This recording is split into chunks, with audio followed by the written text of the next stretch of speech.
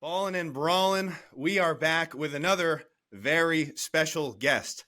The 2014 All Big Sky Conference linebacker for the Montana State Bobcats. The 2018 Grey Cup champion with the Calgary Stampeders. You might know him better as the 2024 captain of the Denver Football Broncos. Number 49, Mr. Alex Singleton. Welcome to the show. Thanks for coming on.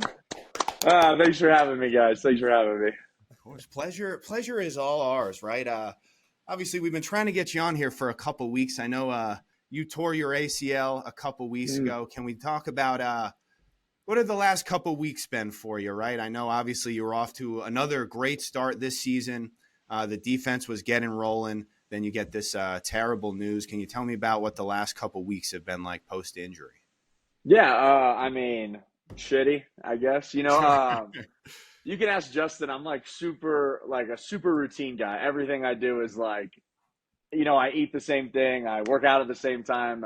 The same meetings, the same time I watch film, the same, night before game snack. Everything I do is exactly the same. So just to be thrown off that has been terrible. And then, and I just think, not that you ever want to just be defined by football or whatever, but when it gets taken away from you, everyone's like, oh man, you'll be good for next season. Stuff happens, but you come back better. It's next season's next September. And I got hurt September 26th. Yeah. It's a long time to just sit there and have days where it's damn, I'm still 11 months away from being able to say I've come back from this. Yeah. Well, we were just talking before we hopped on. So for those of you listening who don't know, this guy tore his ACL with 5 minutes to go in the first quarter of an NFL football game. He remained in the entire time. Can you tell us how is that even humanly possible? I didn't know if that was real when I first heard it. You don't hear of too many, especially a position like linebacker where you're moving around a ton. How did you remain in the game with a torn ACL? Yeah, I don't know. I came straight, when it first happened, I knew something happened to my knee, but I've never had a big injury like that. I've broken thumbs. I've done stuff that you just, you played through anyway. So when it happened, I kind of, I stood there, kind of composed myself, and I kind of started walking. I was like, okay, I can walk, so it can't be that bad. Then I jogged to the sideline. When I got to the sideline, Justin was like, what's up? And he's the only person I talked to about this the entire game. And he was like, what's up? And I was like, I don't know, nothing. Just be ready to practice next week. And he's like, oh, shit, okay, whatever. And, I went to the sideline and kind of in my head, I was like, it doesn't hurt anymore. It felt funny, but if something bad happens, I'll go out there. And if I just get rolled up on and can't get up, I'll just be done. And that never happened. So from after the initial, 10 seconds of it my knee kind of was wobbly, and then my quad and everything kind of stabilized it, and it never really came up again until after the game. Dude, so Hebs, and what's crazy is after he said that to me, I think the next drive or two drives later, they had broke kind of a long run, and I remember looking up at the jumbotron to see what kind of happened, and I saw him I didn't say this to him during the game, but I saw his knee looked unstable when he was coming to break or whatever it was. And I told him that after the game, and it was it's just crazy that ended up being a legitimate tear. You know what I mean? So what's the conversation like after the game? Because I'm sure if you think that's even remotely possible, the training staff's yeah, sure, pal. You maybe just tweaked it or something. So how does it go right after the game? Again, you finish all four quarters, and then what are those initial conversations like?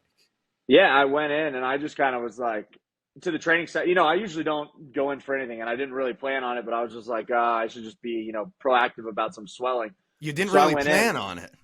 No, and we champagne, we were celebrating in the locker room, having a good time, and so I was like, oh, I'm just gonna go grab a sleeve to put on after I shower, because in my mind I was like, oh, I hyperextended it, I did something, it's gonna swell up a little bit, whatever. So I went in, I was like, hey guys, can I get a sleeve to put on my knee? I know it's gonna swell up after I shower. And they were like, hey, let us just look at it, and that was kind of it. They looked at it. And now hindsight, the doctors, I think, felt it, and they were like, he definitely doesn't have an ACL in this knee. But they were just kind of like, all right, shower up and let's just get an MRI on this just to, just to see what it is. And I was like, okay, that's weird. Like, whatever. So, I showered, didn't think anything of it, didn't have any swelling yet, could walk normal, everything was fine. So I, shower up, put a sleeve on it, like I thought, went and sat on the bus, watched Justin celebrate the game with about 500 people from outside the bus. And I drove to the hotel, went and got an MRI, still nothing, like no, nothing. And when we got back from the MRI, there was another player on the team who got an MRI for a quad bruise. And so they were like, they looked at his MRI really quick at the doctors first. And then I was just sitting there kind of, like, this is weird that they didn't, show me mine first. And all of a sudden, Sean, our GM, our defense coordinator, a linebacker coach, like, all walk in the room. And I'm like, oh, fuck. Like, there's no way they're here to tell me I'm healthy. You know what I mean? So that was the first time, so the game ended at whatever, 4:00. I found out at like 9:45 that night. Oh, no, I was going to say, you can even ask Justin. He was texting me, like, how's your MRI? And I was like, oh, it's good. Like, I don't know. They haven't told me anything. I think I'm chilling. And then literally the next text was, they just told me I tore my ACL. And he's like, no way. Yeah, right. Listen, I'm out with the family, right? When I'm like, I haven't drank in whatever, 6 months, like just because obviously football season, whatever. So they're cracking a beer. I'm like, I'm not drinking, whatever. Then I end up having one beer that night. In the moment I have the beer, Alex texts me and says he's down. I'm like, of course, now the moment that I'm going to have to step up, I'm drinking a beer. So that wasn't ideal. Seems like it might have been a celebratory beer, dude. I don't know. I don't really that story. Hey, you see that? You hear this guy? Well, brother, our thoughts and prayers are with you, man. I know you got surgery coming up here soon. I know obviously a tough time. You're as a survivor of a sprained MCL when I was in high school. They basically buried me there on the field and retired my jersey. I took it as an opportunity to miss the next 3 months. So if the verdict wasn't out, you are officially tougher than me. I know many were questioning that before you came on, but yeah, man, how's it like? You're obviously still the captain of the team. How do you put your ego aside and you continue to be a leader while you're not you're no longer the starting middle linebacker, but you still have to be the captain?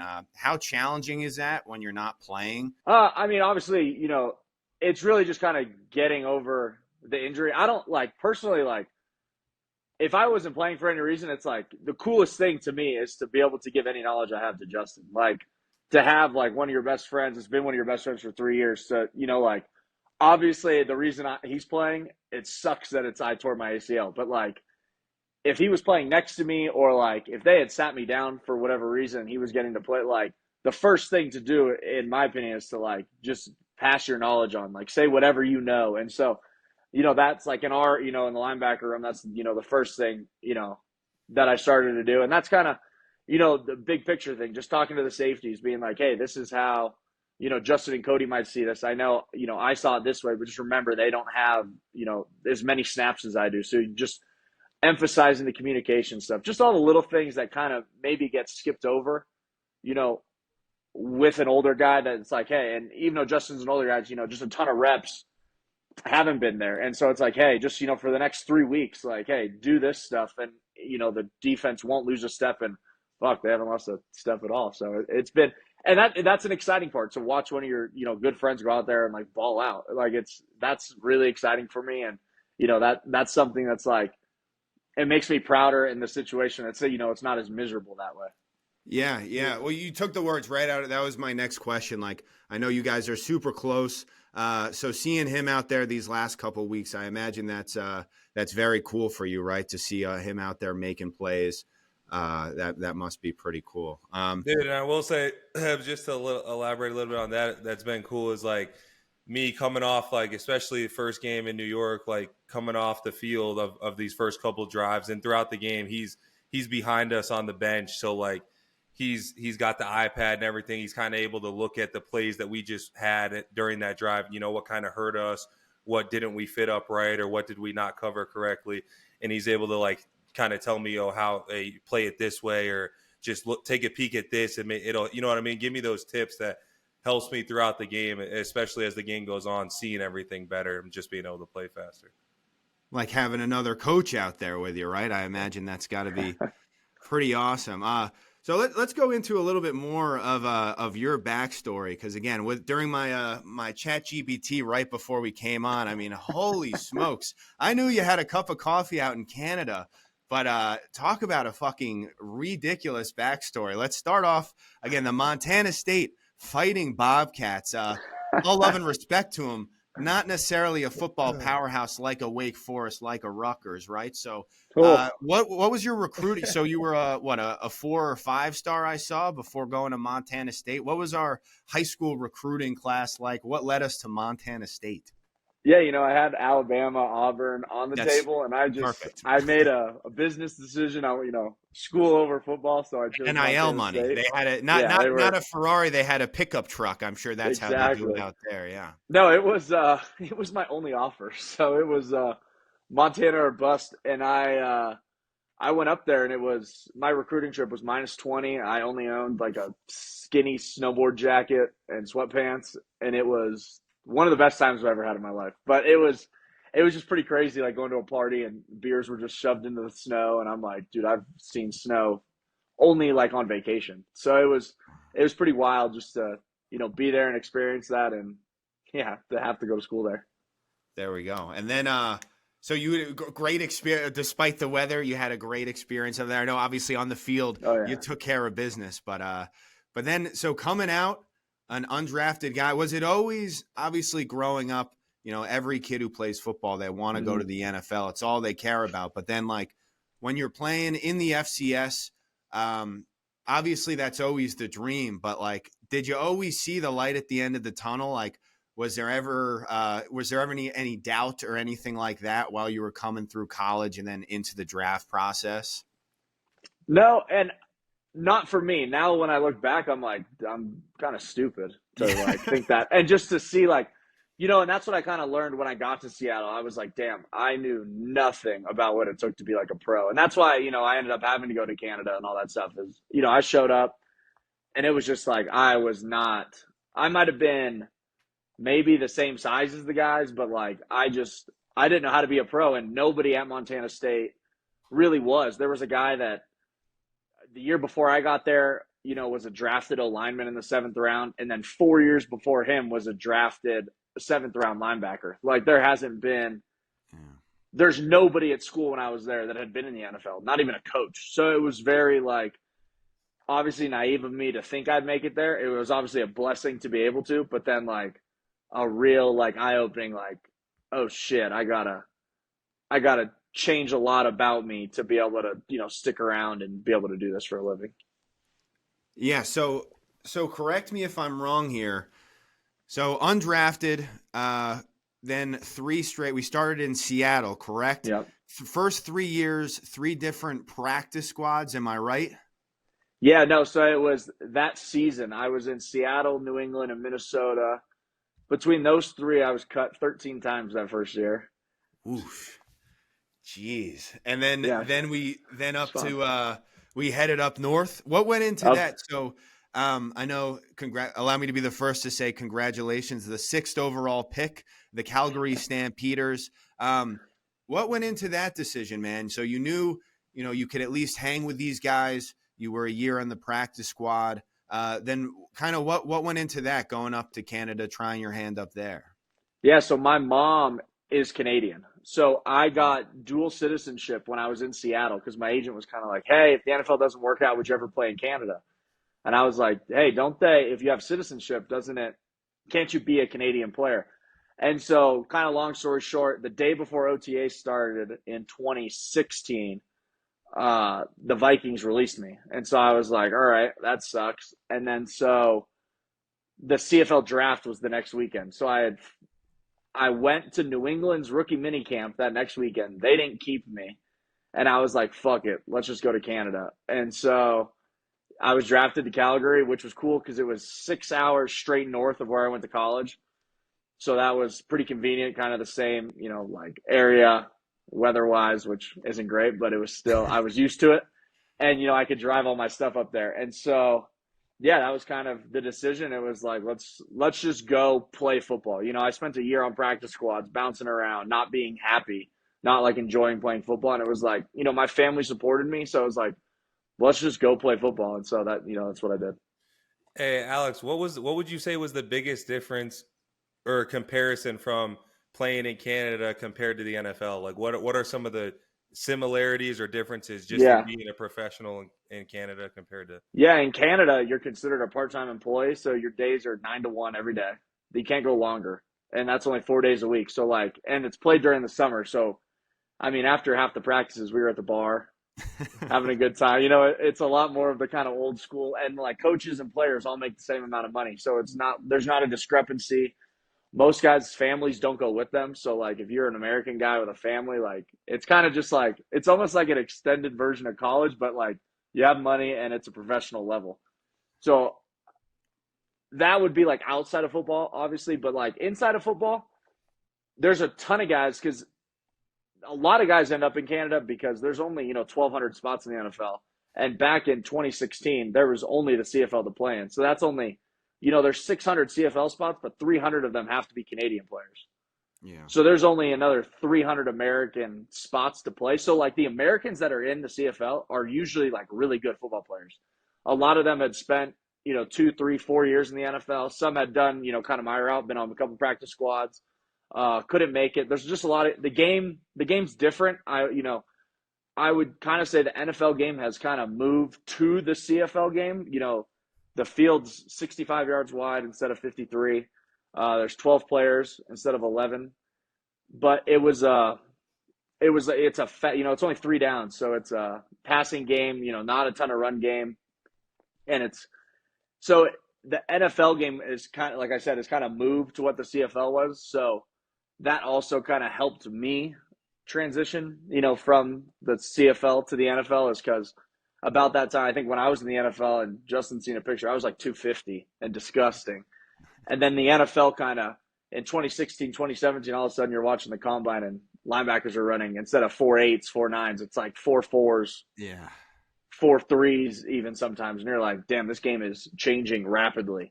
And that was that helped me, obviously. But yeah, that's what I would say the biggest things about the NFL and the CFL are. So it's obviously, it seems like you enjoyed your time there, but like the whole time, obviously, I'm sure the end goal is getting back to the NFL, but like, did you kind of feel, not to say like you failed when you were up there, but like, what was it like when you were up there? Like, were you always just thinking about getting back to the league, or were you kind of like able to be where your feet were at, enjoy, like you said, playing football again, first time since college?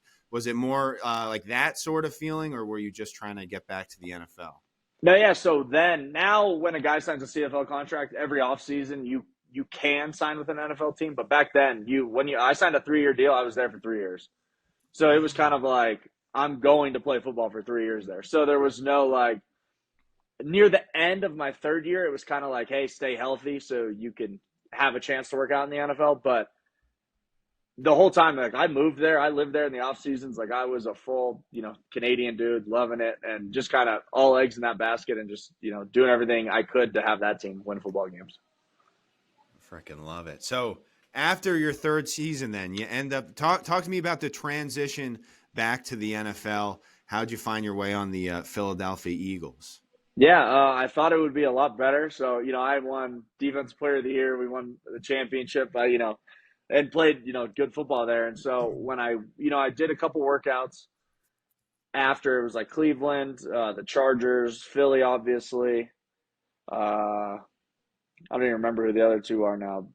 The Vikings, and there was one more. But, the workouts, I thought like, oh, cool, I'm going to go down. They always talk about Cameron Wake. He went from the CFL to the NFL, and he got $1 million signing bonus. And I was like, oh, cool. I'm, older now. I'm playing better. Shit, I got to be a better option than some college kid coming out. Well, I got a $2,500 signing bonus to go to Philly. And it was just kind of like, hey, like, yeah, come down, take your shot. And I did all camp in Philly and played really well, thought I did good. And they, at the end of training camp that year, released me to sign me to practice squad. And there's kind of a 48-hour window where you can talk to other teams or, see what you're going to do. And during that 48 hours, I was like, fuck it. I came down here to try to make the team. I didn't make the team. I'm going back to Canada. Like, I didn't care. I was like, I'm going to go play football. Like, I don't want to do this again. And so it ended up, the GM called me and he was like, hey, we want you to stay here. We'll guarantee you your whole salary for this year to stay. And why that was beneficial for me to try and just like be on practice squad and eventually move up was the CFL season was already 70% of the way done. So if I would have left in September, CFL has 5 more games where the NFL has, 16 games then. So, it would give me 16 weeks to kind of make it. And if I didn't by the end of the year, it's like, cool, I'll just go to Canada. And so, yeah, I ended up staying. I literally had flights booked. I was going to play in the game that like following like Thursday night. Like I was set to leave. But then they did that and I stayed. And then, week 7, I became active and been active ever since. And that first year, a lot of special teams, right? Oh yeah. That's up until this year. That's all we did. So you had a couple of big years in Philly. Well, I was still playing teams though the whole time. Always. We got to give love to teams. Obviously, you're going to be a teams guy, right? But teams guys. That's a real. So going from practice squad, special teams, then you're the starter in Philly. Again, what was that feeling? You were just in Canada a couple years. You said you've been cut, 10 plus times, a bunch of practice squads. That first start must have felt pretty amazing, no? Oh yeah, it was the coolest thing ever. That first start was, the second year.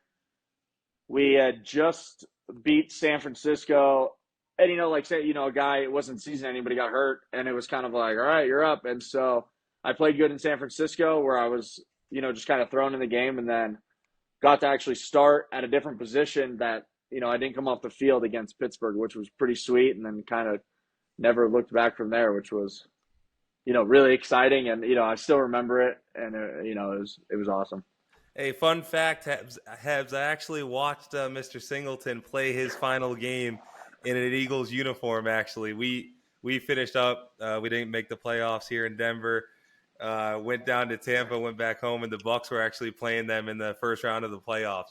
So I actually got to see him play his final game with the Eagles. That was your last game? Yeah, that was the last game as a Philadelphia Eagle. And you were like, who is this Thor-looking character with the beautiful, luscious locks? So then what brought are you kind of like hot shit at that moment? You finish a couple years starting with the Eagles, you're a free agent, and you're like, let's back up the Brinks trucks. Like what was your free agency process like? A little different than the years before, right? No, yeah, but also then not really. So I ended up like kind of confusing. There's all these like different kind of free agents in the NFL. So I was like an exclusive rights free agent thing. But then like Philly at one point we had drafted this kid high and they wanted to play him. So long story short, I got benched. And that during that exact week, the Broncos actually weirdly had a ton of injuries at linebacker throughout the season. So they had tried to trade for me. And Philly wouldn't trade me because I was a special teams captain, and they were like, we don't trade our captains, yada, yada, yada. So, like, I was there. Ended up, the kid got hurt the first snap he played, and then I started the rest of the year again, and it didn't matter, and it was just kind of a shit show. But, so I knew at the end of the year they didn't want me there, and I didn't really want to be there anymore. So we kind of, discussed it. So I wasn't just a free agent where people get to watch film. Like, this year, like, this is Justin's free agent year coming up. Like, teams know right now watching film that he will be a free agent. So it helps you. Instead of like, I became a free agent technically 3 days before free agency started. So teams didn't watch my film. They don't have film on me. So the only team that kind of had any like real interest where I was going to get any guaranteed money was Denver. And so just through conversations with them, I signed a 1-year deal and came out to Denver. Well, I know we gotta wrap up here real quick. So talk about your experience in Denver, man. Are you a Bronco for life? You love it out there? Oh, I love Denver. Denver's been great. The community's great. The team's great. The guys are great. Came in with open arms and were great dudes. Obviously, you can see how close me and Justin are. Josie, the past few years, like it's a great room. And obviously, yeah, I love it here, and hopefully I'm here. For for a few more to come. There we go. Well, I appreciate. I know you got to get going here, right? Yeah, I gotta sneak out. All right, brother. Well, I appreciate you coming on, man. Best of luck. I know we got surgery coming up, as I said, but I know it'll be a tough couple weeks. But if it's anything like your past, man, you're a bad motherfucker. So I know you're going to come out stronger next year. One last thing to the next Alex Singleton, the FCS stud little middle linebacker who might not be quite as fast, might not have quite as good of hair. What do you tell that guy who maybe his mom's telling him to go get a job and he's like, Mom, I'm going to go play in Canada and I'm going to fucking have 19 tackles in a game in a couple years. Just you watch. Just keep going. Ignore the noise. You got it. All right, brother. I appreciate it. Like I said, best of luck, man. Thank you. Yep. Appreciate you guys.